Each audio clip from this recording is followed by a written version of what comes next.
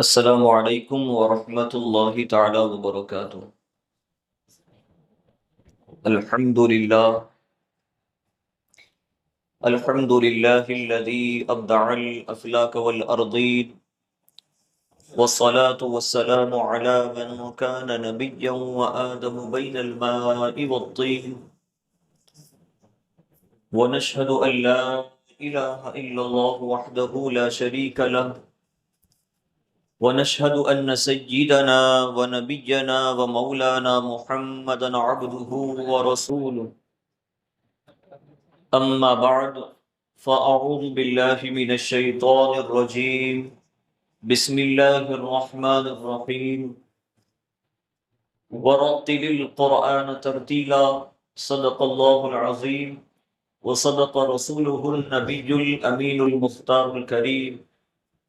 ونحن على ذلك لمن الشاهدين والشاكرين والحمد لله رب العالمين۔ پڑھیے الصلاة والسلام عليك يا رسول الله، الصلاة والسلام عليك يا حبيب الله، الصلاة والسلام عليك يا نبي الله،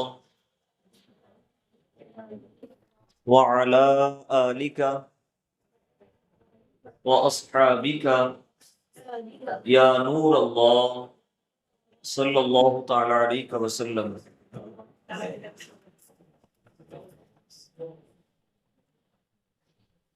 خطبہ مسنونہ کے بعد سورۃ المزمل کی ایک آیت مقدسہ کے بعض حصے کی تلاوت کرنے کا شرف حاصل کیا۔ اس آیت میں اللہ رب العزت نے قرآن مقدس کو کس طرح پڑھنا ہے، قرآن مقدس کے پڑھنے کا طریقہ کیا ہونا چاہیے، اس بات کو بیان فرماتے ہوئے ارشاد فرمایا۔ نبی پاک صلی اللہ علیہ وسلم کو حکم دیتے ہوئے اللہ رب العزت ارشاد فرماتا ہے، وَرَتِّلِ الْقُرْآنَ تَرْتِيلًا، کہ قرآن کو خوب ٹھہر ٹھہر کر پڑھا جائے، یعنی قرآن مقدس کو ترتیل سے پڑھا جائے۔ قرآن مقدس کو جس طرح پڑھنا ہے، جس قواعد اور جن شرائط، جن اصول کی پابندی کی رعایت کرتے ہوئے پڑھنا ہے، ان تمام اصول و قوانین کا ایک باقاعدگی کے ساتھ فن موجود ہے، جس کو فن تجوید کہتے ہیں۔ تو قرآن مقدس کو ترتیل سے پڑھنا واجب و ضروری ہے۔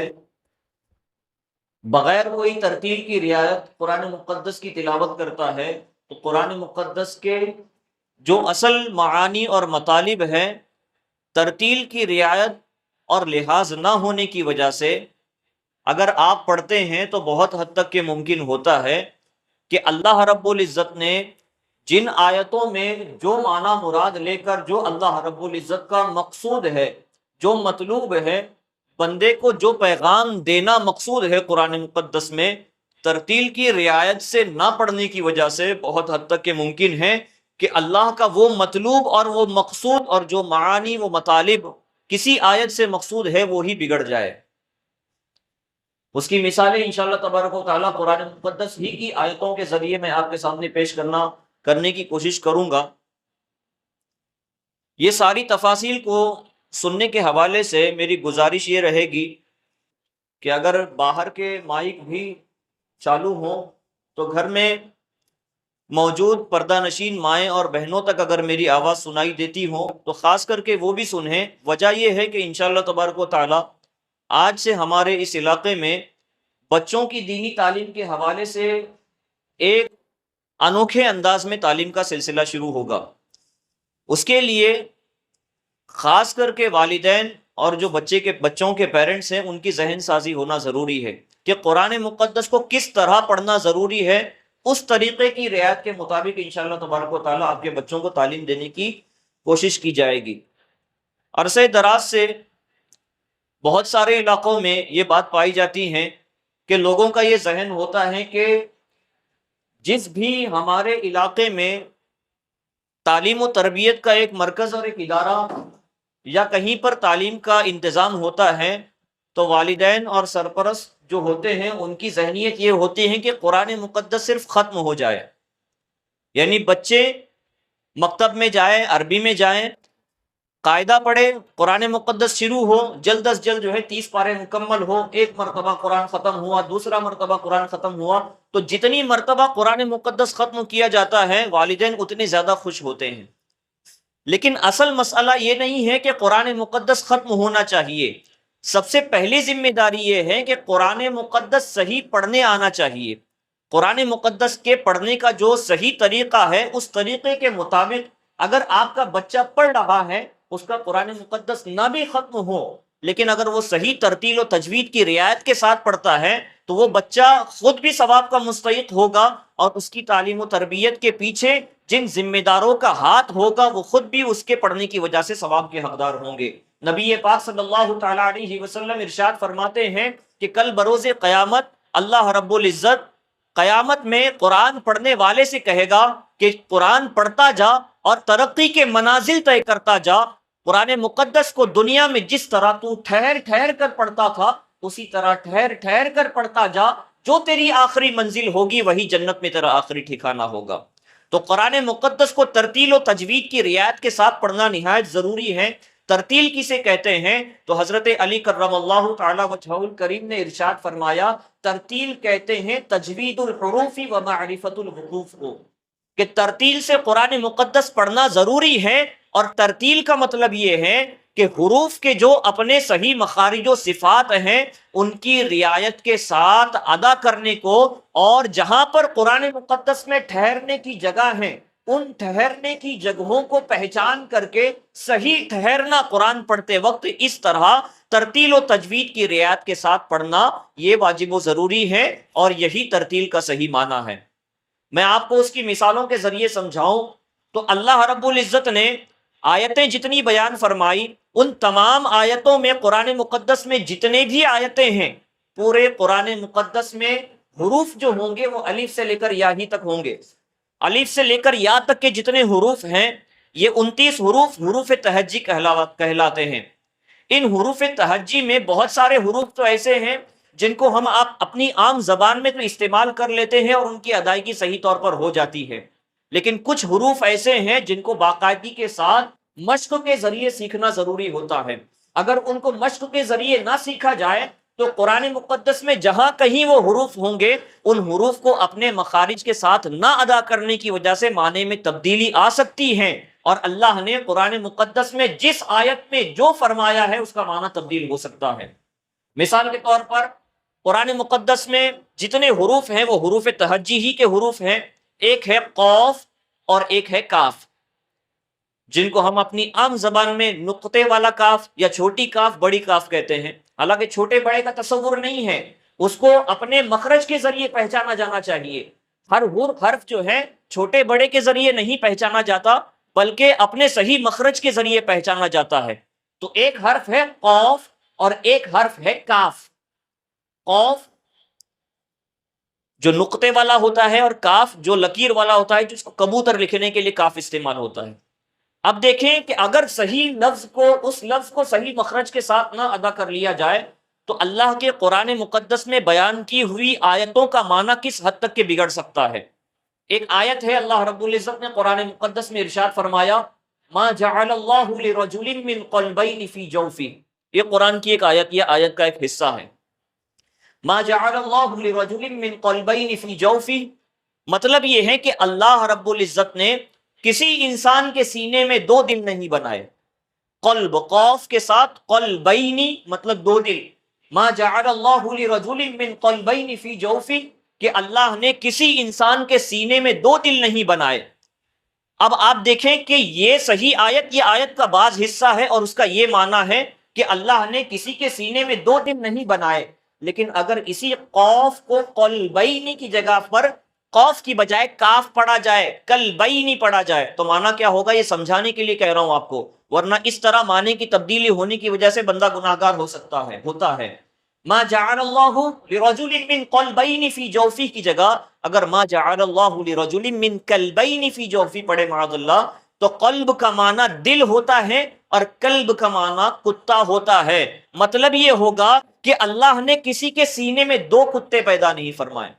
کہ آپ اس چیز کو برداشت کر سکتے ہیں کہ اللہ کا جو معنی مراد ہے وہ تبدیل ہو جائے؟ کہ آپ یہ سمجھ سکتے ہیں کہ آپ کے بچے کی صحیح تعلیم و تربیت نہ ہونے کی وجہ سے اگر بچہ قرآن کی آیتوں کو صحیح نہیں پڑھ رہا ہے، صرف ختم کرتے جا رہا ہے، قرآن مقدس ختم ہو رہا ہے لیکن قرآن مقدس کو صحیح پڑھنے کا شعور اب تک نہیں آیا، تو صرف قرآن مقدس ختم ہو تو جائے گا لیکن لاشعوری طور پر اپنے آپ کو خوشی تو حاصل ہوگی، لیکن اللہ کا جو حکم ہے اس حکم کے مطابق آپ کا بچہ قرآن مقدس نہیں پڑھ پائے گا۔ تو آپ دیکھتے ہیں کہ ایک لفظ کے صحیح مخرج سے ادا نہ ہونے کی وجہ سے معنی میں کس حد تک کے بگاڑ پیدا ہو سکتا ہے۔ کہ ما جعل اللہ لرجل من قلبین فی جوفی کا معنی ہوتا ہے کہ اللہ نے کسی کے سینے میں دو دل نہیں بنائے، اور آپ نے قوف کو قوف نہیں پڑھا کاف پڑھا تو معنی ہوا کہ اللہ نے کسی کے سینے میں دو کتے پیدا نہیں فرمائے، معاذ اللہ۔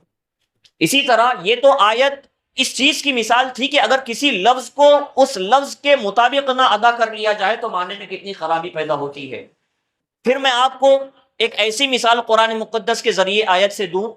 کہ اگر آپ زبر زیر پیش میں تبدیلی کرتے ہیں، کہیں زبر لکھا ہوا ہے زبر کی بجائے زیر پڑھ لیتے ہیں، یا زیر لکھا ہوا ہے زیر کی جگہ پر آپ زبر پڑھ لیتے ہیں، یا پیش لکھا ہوا ہے اس کی جگہ پر کوئی اور حرکت والا جو ہے اور کوئی کسی اور حرکت کو لے کر آ کر آپ ادا کر رہے ہیں، تو زبر زیر نہ صرف لفظ کے بدلنے سے معنی میں تبدیلی ہوتی ہے، عربی اس قدر وسیع ہے کہ اس کو نہ سیکھا جائے تو زبر زیر کے بدلنے کی وجہ سے بھی معنی میں تبدیلی آ سکتی ہے۔ سورہ توبہ کی آیت ہے، اللہ رب العزت ارشاد فرماتا ہے ان اللہ بریء من المشرکین ورسولہ، یہ قرآن مقدس کی آیت سورہ توبہ کی۔ اس میں اللہ نے کیا فرمایا ہے؟ صحیح اس کا معنی مراد کیا ہے کہ ان اللہ بریء من المشرکین ورسولہ، بے شک اللہ اور اس کا رسول مشرکوں سے بیزار ہے۔ اس آیت کا صحیح معنی ہے ان اللہ بریء من المشرکین ورسولہ، بے شک اللہ اور اس کا رسول دونوں مشرکوں سے بیزار ہیں۔ اب دیکھیں زبر زیر کے تبدیلی کی وجہ سے معنی میں کس قدر خرابی آ سکتی ہے۔ اس میں فرمایا کہ بے شک اللہ اور اس کا رسول مشرکوں سے بیزار ہیں۔ کب یہ معنی ہوگا؟ جب رسول ہو میں لام کے اوپر پیش پڑا جائے۔ لیکن اگر لام کے اوپر پیش کی بجائے اگر کوئی اس کو زیر کے ساتھ تبدیل کر کے معاذ اللہ اس طرح پڑھ لے کہ ان اللہ بریء من المشرکین ورسولہ، تو معنی کفر کا ہو جائے گا۔ یعنی بندہ جانتے ہوئے اگر وہ پڑھ لے، نہ انجانے میں تو پڑھ رہا ہے، حکم کفر نہ ہوگا، لیکن اس کا جس لفظ سے جس کلمے سے کفر سرزد ہوتا ہے وہ کلمہ اس نے اپنی زبان سے ادا کر لیا۔ معنی کیا ہوگا؟ وَرَسُولُهُ میں لام پہ پیش ہے لیکن پیش نہ ادا کرتے ہوئے اگر زیر پڑھ لیا ان اللہ بریء من المشرکین ورسولہ پڑھ لیا، مطلب یہ ہوا کہ بے شک اللہ اپنے رسول اور مشرکوں سے بیزار ہے۔ زبر زیر کی تبدیلی کی وجہ سے کس حد تک کے معنی میں تبدیلی آ سکتی ہے کہ اگر رسولہ میں لام پر جو پیش ہے اس کو پیش نہ پڑھ لیا جائے بلکہ اس کو زیر سے تبدیل کر لیے تو صرف حرکت کی وجہ سے، حرکت کی تبدیلی کی وجہ سے معنی کفر سرزد ہوگا۔ تو یہ زبر زیر پیش کی تبدیلی اور حروف کو اپنے مخارج سے نہ ادا کرنے کی وجہ سے اگر آپ کے بچے پڑھ تو رہے ہیں لیکن صرف فارمیلٹی ادا ہو رہی ہے تو آپ صحیح میں اپنے بچوں کو تعلیم نہیں دے رہے ہیں، صرف فارمیلٹی ادا کر رہے ہیں، مطلب یہ ہے۔ اسی طرح اب جہاں پر کھینچنا ہے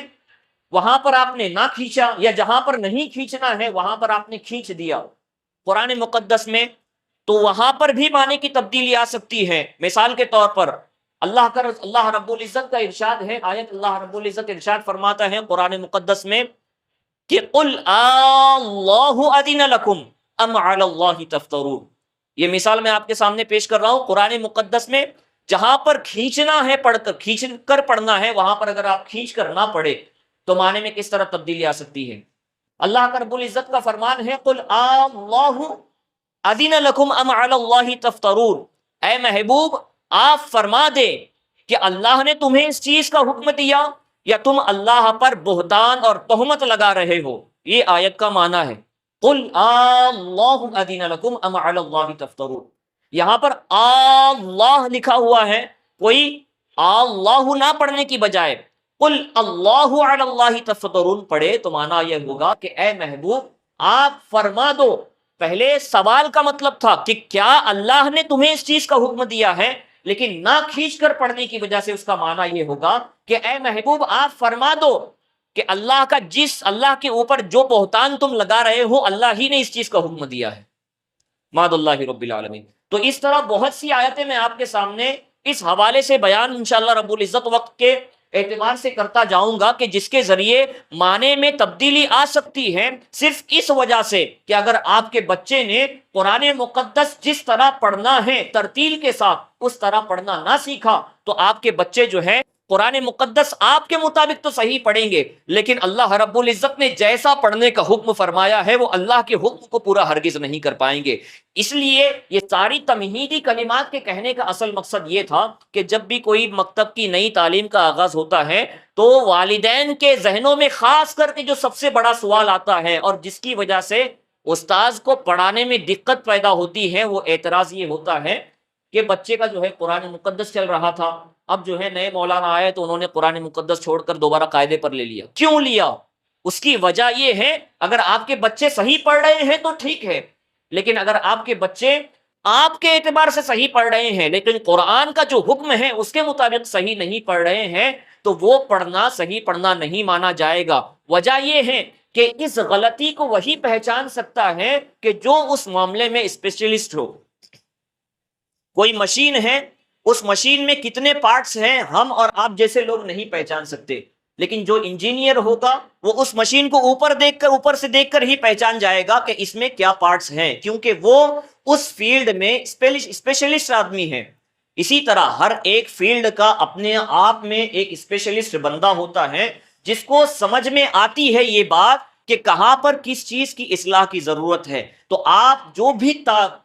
پیرنٹس اور والدین اپنے بچوں کو انشاءاللہ تبارک و تعالی آج سے ہمارے دینی تعلیم کا جو نیا سلسلہ شروع ہوگا اس میں آپ ڈالیں گے تو ہم ان کی جانچ پڑتال کریں گے، آپ کے بچوں کو دیکھیں گے کہ آپ کے بچے کے پڑھائی لیول کیا ہے، کس طرح پڑھ رہے ہیں، قرآن مقدس میں ترتیل کا جو حکم ہے جس اعتبار سے پڑھنا ہے کیا آپ کا بچہ ویسا پڑھ رہا ہے یا نہیں پڑھ رہا ہے، اس کے اعتبار سے آپ کے بچے کا سبق شروع کیا جائے گا۔ یہ اس لیے نہیں کیا جائے گا کہ آپ کے بچوں کو جان بوجھ کر پیچھے لینا ہے۔ آپ نے دیکھا ہوگا ڈاکٹر جب علاج کرتا ہے تو ڈاکٹر کے علاج کرنے کا مقصد کیا ہوتا ہے؟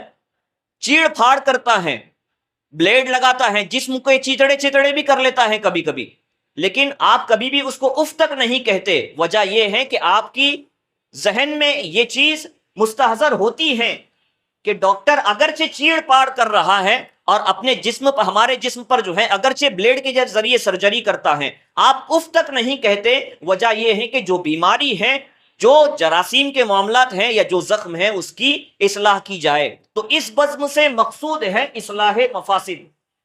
یہ جو تعلیم کا سلسلہ شروع ہوگا اس بزم سے بھی مقصود یہی ہے کہ جو خراب چیزیں ہیں ان کی اصلاح کی جائے۔ اس بزم سے مقصود ہے اصلاح مفاسد۔ نشتر جو لگاتا ہے وہ دشمن نہیں ہوتا۔ ہم نشتر لگائیں گے آپ کے بچوں کے تعلیم کے حوالے سے، آپ کے بچوں کا بھی ہو سکتا ہے کہ پیچھے لے، لیکن یہ ان کی بھلائی کے لیے ہے، یہ دشمنی کی وجہ سے نہیں ہے۔ اس بزم سے مقصود ہے اصلاح مفاسد۔ نشتر جو لگاتا ہے وہ دشمن نہیں ہوتا۔ آپ سبھی حضرات سے گزارش ہے کہ جمعہ کی نماز کے بعد 2:30 پونے 3 بجے کے قریب انشاءاللہ تبارک و تعالی آپ کے مسجد کے سامنے کی ایک چھوٹی سی عمارت میں مکتب کے نئے نظام تعلیم کا آغاز ہوگا۔ گزارش ہے کہ فاتحہ خوانی میں ضرور شرکت کریں۔ السلام علیکم ورحمۃ اللہ وبرکاتہ۔